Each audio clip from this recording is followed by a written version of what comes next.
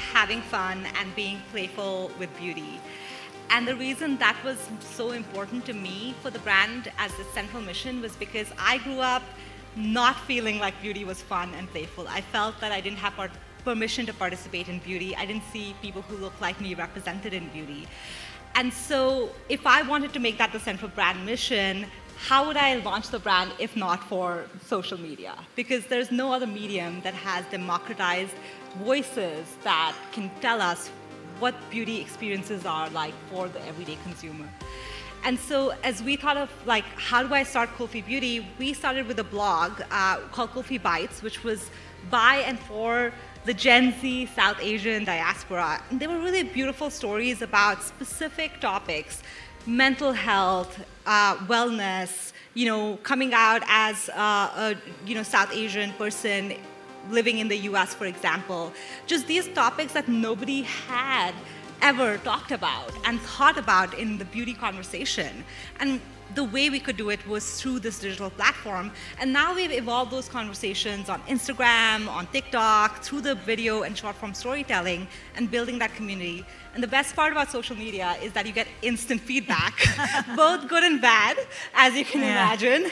So, but it holds you accountable. It kind of comes back to the mission of like, who am I building this for? I'm building it for the little girl like me who's growing up and wanting to see people who look like her, and having that instant feedback and instant love and sometimes accountability makes sure that we're always serving that mission. And the young girl of today, is on social media, and that's giving us a way to connect with our consumers, which was not an option before. And for a brand like Lancome, and we were joking earlier, when you're digital native, you have one kind of challenge to connect with your consumer on social media. As an 88-year-old, you have a whole different challenge. And what's been, I think, cool about how Lancome has been able to do it is, first of all, by being true to itself. So by holding on to the values of inclusivity, of positive beauty, which is what the brand have stood for the last 80 years, and it's still relevant today. The second one has been by really responding to this two-way conversation that Priyanka mentioned as well. We now have an opportunity to get that real-time feedback for user-generated content, for types of content, working with influencers, which we probably wouldn't have been able to do on our own. So it's really about embracing that. And the third, I think, has been, as Abhik said, about moving from just a value proposition to values proposition. So it also gives us a way to talk about our values, whether they are about inclusivity, about sustainability, about how we embrace science and technology. So it kind of has really opened up that playing field, as it were, for us.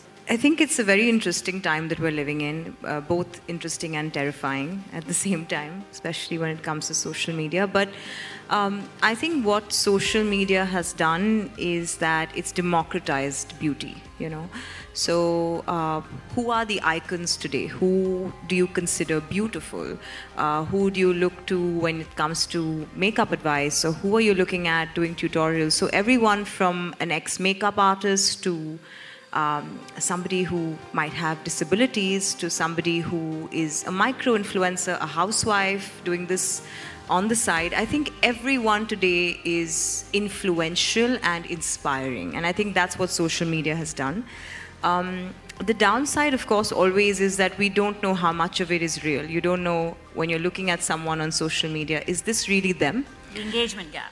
And the engagement gap. And I also think that sometimes you set out for the wrong icons. You have somebody who has an idea of sharing, say, a video in a certain manner, but it may not be 100% authentic. It might have 5 fillers, not fillers, filters, but fillers too, filters on it. So I think just the idea of authenticity is missing. I think in some way what's happened is that now your new beauty icons are people you can you feel like you know them, because celebrities have opened their homes, their vanities, their makeup kits for you. You never had that in the past. So it's truly now you feel like you know these people. You're living in their home. You are wearing the same lipstick that they do. You're trying to do the same winged liner as they are. So I think that's what's happened with social media. But I would still say I think the idea of using it responsibly is missing in a large part. But the one that I want to talk to you about today is about how we've used it for women with special needs. So women, there are over 50 million people, who need help in terms of stabilizing basically the hand. So it could be about daily activities like eating. And as it happens that for these women, it's also important to be able to confidently apply lipstick or other types of makeup on their own. And Lancome, just at the beginning of this year, shared this tool called Hapta. And the idea of the tool, the premise of the tool is basically using AI as a stabilizer to enable the use of makeup. And I speak, to especially the women in the room, to be able to have that moment of joy and confidence in the morning and to start your day, with that perfect makeup application, despite the special need, for me is just one of the most sort of positive impacts of AI. My mother thinks I fight too much on social media, and I have to change that this year. But I was telling someone yesterday that my way of dealing with social media hate is just think of it like a video game, like you're in a video game, right? And you try not to get killed, but you also have to earn points, So it's that fine balance between trying to do the right thing and use your voice for just the better good of everyone, and at the same time also not just get crushed under all the hate that comes your way. Because the thing is, we're human beings, we want people to like us. Inherently we just want people to like us, and we want people to smile at us. But I think what happens on social media is, one, I think you have to accept that you can never win. Everything is right, but everything is also wrong in the same breath. For social commerce, for us, it's a big focus. I think that's where we see the future of e-commerce going.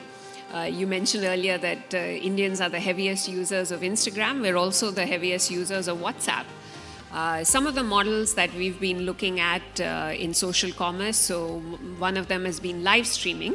I think maybe still sort of an emerging platform in India, but in many other countries, especially in China, we are now doing up to 60% of our e-commerce, through live streaming, especially in big moments. I know, Masaba, you mentioned to us as well that WhatsApp is a key platform for you.